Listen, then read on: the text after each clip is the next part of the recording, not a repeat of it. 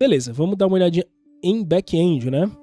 Pessoal, de back-end, quando a gente entra no back-end, o back-end ele já é mais conhecido por ter muita mais opções de linguagens do que o front-end. No front-end, eu já ouvi pessoas falando assim, mas eu programo em Python no front-end, que no final das contas está se transformando em alguma coisa em JavaScript ali. É mais ou menos assim que funciona. Já no back-end, cara, o JavaScript ele é o menos notado. Você tem, cara, Java, nossa, bomba pra caramba. Você tem um PHP, você tem um Go, C#, Python, você tem muitas opções também no back-end. E aí é questão de olhar para o mercado, né? Mercado, eu vejo que Java tem bastante mercado, mais do que Node, por exemplo. O Node tem mercado, mas, cara, é igual eu tô falando na historinha do Ban lá. Ainda vai levar mais tempo. O JavaScript tem o quê? 30 anos de praça, de tempo? Python, 30 anos, enfim, não sei. É muito tempo, né, que essas linguagens elas já estão aí consolidadas. Muito mais gente usando, muito mais empresas usando, obviamente, muito mais oportunidades. É mais ou menos assim que funciona. Então, se você for entrar no back-end, escolhe a sua linguagem. Eu olharia para o mercado também para olhar para a linguagem. Hoje, eu acho que tem mais mercado. Pode ser só uma impressão minha, mas eu vejo mais oportunidades para as vagas. Não vou dizer júnior, porque júnior já tá difícil meio que no geral. Mas eu vejo muita vaga pedindo Java, vejo muita vaga pedindo o Go. Tem muita coisa de PHP, galera. Muita coisa de PHP. Então é bom a gente olhar tudo isso. Dentro da Rocket City agora a gente está trazendo Python, já tem Java lá, a gente está trazendo, e futuro a gente vai trazer mais também. Porque a gente entende que a gente precisa dar opções para as pessoas, tá bom? Eu gosto muito de entender opções, porque quem sabe eu posso... Vou te dar um exemplo, eu tava achando que minha vida ia ser PHP, e aí eu conheci... eu conheci o Node ali em 2014 e já estava entendendo o JavaScript através do Angular e falando, nossa, JavaScript é muito legal. E aí quando eu vi o Node eu falei, puxa, a opção de usar só JavaScript front e back, cara, parece ser muito boa. Quando eu conheci a Rocket City em 2018 ou 19 eu acho, cara, eu vi o Diegão fazendo em uma semana, ele fez um aplicativo full stack, tudo com JavaScript, e foi naquele momento que eu decidi largar de fato o PHP e migrar 100% pro JavaScript. Foi através de um evento onde eu me dei uma oportunidade de entender um pouquinho mais. Tenho procurado e realmente eu particularmente tenho visto menos Node, bastante Java. Eu tenho visto isso também, Pico. Eu não sei se é uma coisa nossa, assim, ou de repente... Eu tenho percebido mesmo. É muito complicado dizer o mercado. Quando a gente fala no mercado, eu tô querendo dizer uma coisa que nem eu acredito. Porque quando as pessoas vêm falando pra mim assim, não tem vaga no mercado, daí eu falo, cara, pra onde você tá olhando, né? Mas eu tenho percebido bastante o Java. Pode ser porque simplesmente eu coloquei o Java no alerta, né? Já viu eu já falei um pouco sobre isso em outro momento. Sai na rua agora e começa a olhar carros vermelhos. Parece que só existe carro vermelho, porque você vai ter a sua atenção só naquilo. Fiat Uno branco, parece que vai ter 1 bilhão de Fiat Uno branco. Não é porque você tá olhando só para aquilo. Então eu não tenho certeza se você e eu, Pico, estamos olhando demais, mas pro Java em si, mas eu também tenho visto muito Java, né? Vale a pena escolher um Node para aproveitar o conhecimento do JavaScript no front e depois ver qual vale a pena futuramente? Ou é melhor escolher uma definitiva logo? Então, por que sua pergunta é fantástica? O que eu faria hoje? Obviamente, eu me aprofundaria no JavaScript e usaria ele no front e no back. Por quê? Porque eu preciso entender conceitos muito mais do que a linguagem. Muito mais do que a linguagem, eu preciso entender conceitos. Se eu vou mudar de linguagem, lá no front eu vou escolher uma, no back eu vou escolher outra, eu já tenho que saber que vai ser mais desafiador ainda. Porque eu vou precisar, além de entender a linguagem, também entender o conceito por trás daquilo. Então, olha que genial você poder escolher apenas uma linguagem e fazer o front e o back, estudar muito bem isso, entender os fundamentos das coisas, e depois, cara, se você quiser mudar de linguagem depois, vai ser muito simples. Porque você já sabe fundamentos. E aí escolher a linguagem é simplesmente você escolher a maneira que você se comunica para aqueles fundamentos que você já conhece, cara. E outra, essa parada de escolher algo definitivo, cara, não coloque isso na sua cabeça. Coloque como um foco, um alvo, e entenda o seu alvo. Vamos lá. Se o seu alvo é Java e não JavaScript, obviamente, se você ir nesse foco, você provavelmente vai conseguir coisas com maior velocidade, mas você não precisa nem olhar para o front, você vai olhar lá para o back-end, somente o Java, por exemplo. Tá muito claro para você e quanto maior essa clareza, mais rápido vai ser para você. Do que para mim, que gostei um pouquinho do front, tô começando agora, quero entender um pouquinho do back. Cara, se eu estou nessa situação onde eu estou aprendendo os fundamentos de todas as coisas, olha que bênção a gente ter uma única linguagem. Porque daí eu já entendi os fundamentos da linguagem de programação. Agora eu já entendi os fundamentos de programação também. Tô entendendo como funciona front, tô entendendo como funciona back, tô entendendo um monte de dinâmicas ali, conceitos, algoritmos, etc. Cara, olha que beleza. apareceu uma vaga pra mim em Go, por exemplo. Cara, eu já sei como que funciona, qual é a ideia do back-end.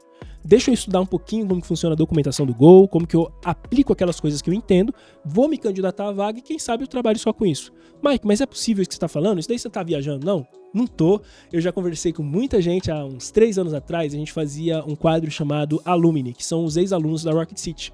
E na Rocket City a gente só ensinava lá no passado JavaScript, front, back e mobile. A gente ensinava tudo isso. Só que qual que era o real sentido das coisas? A pessoa entender os fundamentos. E eu conversei com dezenas de pessoas que falavam pra mim assim, olha, tem uma vaga hoje em Go, tem uma vaga hoje em Swift. Swift é pra você fazer mobile. Como que é isso, cara? Eu falei, cara, na Rocket City eu entendi todos os fundamentos. E aí quando eu cheguei pra aprender a linguagem, foi assim, ó, estalar de dedo, rapidinho, entendi como funcionava a linguagem, na minha cabeça estava muito claro todos os fundamentos. Então, era muito fácil de eu poder fazer essa migração. Por isso que eu falo, essa parada de escolher definitivo, desde que haja, quanto mais clareza, maior a velocidade de você aprender, fato. Mas se você está no começo, cara, seja horizontal mesmo, seja mais, faça de uma maneira onde você vai pegando todos os fundamentos, depois você se aprofunda, desde que você não consegue escolher hoje definitivamente. Percebe? Porque assim, na sua pergunta você já coloca pra mim que você não tem como agora escolher definitivamente, porque você ainda tem muito que aprender. Percebe? Então, na minha opinião, perfeito você olhar apenas para uma linguagem, entender bem os fundamentos, porque no final das contas, cara, quando você precisar mudar, vai ser muito rápido. Você vai pegar qualquer oportunidade, porque você já vai saber muito bem o que fazer. Então, maravilhosa a sua pergunta. Eu fico 100% com a primeira opção.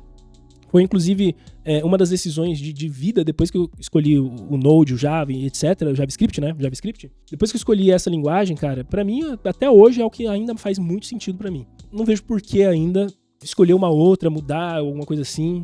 Pra mim, não tá fazendo muito sentido. Apesar de que eu ainda tenho sistemas em PHP, que eu ainda dou manutenção até hoje, sistemas legados. Tenho. Caramba, eu tenho, velho. E até hoje eu dou manutenção ali e tudo mais, mas, cara, pra mim faz mais sentido ter uma coisa só. Ainda falando então de back-end, linguagens, olhou aqui várias linguagens, agora vou te dar algumas sugestões de frameworks, não são só esses, não são só essas linguagens, aqui algumas sugestões do que eu acabei olhando por aí, tá?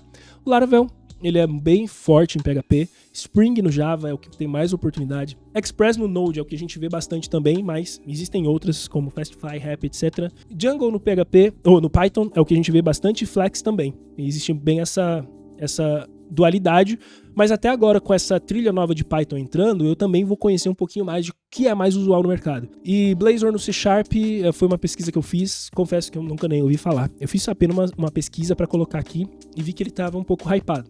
Quem é de C# pode me corrigir depois se eu escolhi errado aqui, tá bom? Para oferecer para as pessoas. Mas é isso, escolha uma, se aprofunde nela. Se você já tem a mira laser, você já sabe exatamente o que você quer, provavelmente vai ser melhor para você. Mas no back-end você ainda vai ter mais coisas. Você tem a parada de banco de dados relacional e não relacional. Duas grandes que eu sempre vejo por aí, PostgreSQL e MySQL. Tem MariaDB, tem outras coisas também. E no NoSQL, o que a gente vê bastante, MongoDB, Firebase, Supabase, tem o AppWrite, tem outras coisas que você vai poder olhar por aí também. Mas recomendo aprender uma NoSQL, uma relacional. Tem aquela Redis também, é um tipo de coisa de banco de dados que é legal você dar uma olhada, porque dá para você trabalhar a performance da sua aplicação e etc. Escolhe uma também, porque se você escolher muitas, por exemplo, tem o SQLite para aprender o relacional. Eu acho super legal você aprender no SQLite e depois ir para o mais aprofundado. Apesar de que lá no passado, para os meus primeiros alunos, eu dava o PostgreSQL para ensinar eles a aprender SQL. Eu acho que é um pouquinho mais avançado, mas vale a pena também dar essa olhada, tá bom? API, não tem como você fugir, tanto no front quanto no back, você vai precisar de APIs e procura fazer aí. O REST é uma das maneiras mais famosas que tem. GraphQL você vai encontrar em alguns lugares também e faz sentido você pelo menos dar uma olhada nessas duas para você entender bem esse universo que acontece ali, tá bom? Cara, de autenticação, mais cedo ou mais tarde você vai precisar entender os fundamentos, aí eu recomendo um JWT, tem a maneira OAuth, você tem providers também que o pessoal usa bastante, Firebase, Clerk é bem famosinho, Clerk é bem legal, cara, Supabase, Auth0 faz sentido também, porque a autenticação, mais cedo ou mais tarde você vai precisar de autenticação e autorização também, são duas vertentes que você vai precisar ter em aplicativos. Faz sentido você olhar também Content Management Systems, os famosos CMS, O mais tradicional que você vai ver por aí é o WordPress, ele domina meio que o mercado, e tem Headless. Headless significa que você pode usar só a API dele. Em algum momento você vai usar toda a estrutura back-end dele, a estrutura para você criar os seus conteúdos, só que lá no front-end você pode usar qualquer um daqueles que você escolheu antes, tipo um React da vida, usando a API desses caras aqui, seja o WordPress, Netlify e tantos outros que tem. Cara, se você for procurar Headless CMS, você vai ficar maluco com o tanto de opção que tem. Eu simplesmente estou falando de duas aqui, mas não estou dizendo que essa é as únicas opções e nem as certas opções. Eu estou dizendo que você vai precisar olhar para isso mais cedo ou mais tarde para Content Management Systems, tá bom? E na parte de DevOps também é sempre bom a gente saber um pouquinho, apesar de que a gente não vai ser o DevOps da vida. Você pode até ser, porque conforme você está aprendendo, veja bem que tudo isso você está aprendendo, né? De uma maneira horizontal, aos poucos, né? Ó, lembra do espiral, pra cima, pá. Eu tô fazendo uma volta aqui na próxima interação, tô aprendendo mais, na próxima eu tô aprendendo mais, vai chegar um momento que você vai escolher. E quem sabe você pode olhar para DevOps e falar, cara, gosto muito disso daqui, cara. E no DevOps você vai ter ideias, estratégias sobre hosting, e aí o que você tem? Hospedagens estáticas como Netlify, escrevi errado ali, né? Netlify, GitHub Pages para estático. Tem mais, né? O Vercel também é estático. Render, você pode colocar ali um Node no back-end. Tem o DigitalOcean, até deixei maior assim, porque esse daqui, não sei porque eu deixei maior, mas é o que eu gosto mais. AWS eu acho bagunçado, mas é uma opção fortíssima. Azure é fortíssimo também. Vercel, super forte. Para servidores web, você tem o Nginx e você tem o Apache. São coisas que você vai usar aí direto. Você vai ver um dos dois acontecendo como um servidor web ali. Mas, Mike, quando você fala servidor, mas não, e o Node e tal, não tem nada a ver uma coisa com a outra. Isso aqui é a nível de sistema, DevOps, de sistema que você precisa mexer dentro do seu servidor, dentro da sua máquina de servidor. Porque a partir dele é que você vai poder apontar, por exemplo, para uma Express da vida, que vai ser o seu outro tipo de servidor. Enfim, é uma coisa que você precisa estudar bem essas ideias, tá? Então, dá uma olhadinha nessas que eu estou recomendando. Não significa que existem apenas elas. Volto a dizer, significa que são recomendações do que você precisa, no mínimo, entender, para depois escolher dentre tantas outras opções que você vai encontrar em mercado. Para teste, é importante você dar uma olhada em teste unitário, de integração, end-to-end. É muito bom você olhar para isso, tá? Existem ferramentas, dependendo da ferramenta que você está utilizando, da linguagem que você está utilizando, do framework que você está utilizando, vai ter maneiras de você usar, mas teste é importante você fazer. E você tem serverless function as a service, é isso? Acho que é isso. Você vai ter o Cloudflare, que está crescendo bastante, Netlify, de novo, escrevi bonitinho, Netlify, Vercel, você tem bastante dessas opções também, é bem legal. De virtualização, você tem o Docker, grande Docker, dá para você estudar bastante sobre isso também, que dependendo do que você estiver fazendo, cara, é muito melhor você fazer um Dockerzinho do que você ter que instalar um monte de coisa na sua máquina, tá bom? E aí tem outras coisas como load balance, monitoramento, segurança, lá o GitHub Actions para você fazer as ações automatizadas, é bem legal. Certificados SSL e o SSH para você poder acessar máquinas de maneira distante, via terminal e etc. Gente, quanta coisa, não? Chegamos ao final. Eu tava lutando para fazer realmente só em duas etapas. Tava com medo de não conseguir fazer em 2 etapas, porque a gente desenhou muita coisa aqui. Isso aqui é um roadmap, sempre pedem para mim um roadmap, então para esse ano eu já fiz essa fase, esse ano, primeiro semestre, né? Vamos dar uma olhadinha depois no segundo semestre se a gente faz um outro, ou para que lado tá indo as coisas, para o que a gente mudaria nesse roadmap para o segundo semestre. Mas nesse primeiro semestre, galera, a gente falou muito sobre, antes da própria hard skill, a gente falou sobre inglês, networking, como aprender. E aí no como aprender a gente vai ter muitas soft skills aqui. A gente falou hoje, nesse episódio, não sei como que tá o corte aqui, nesse corte no YouTube.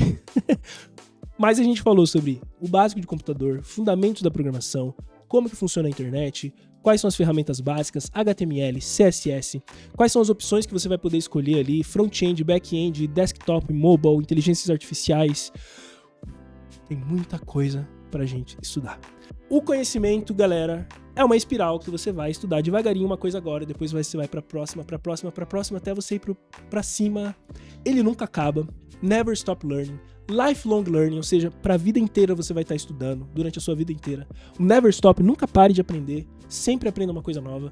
E eu te vejo num próximo aqui, porque foi muito bom ter esse tempo com vocês. Lembra, não tem um caminho final pra você chegar nesses estudos, pessoal.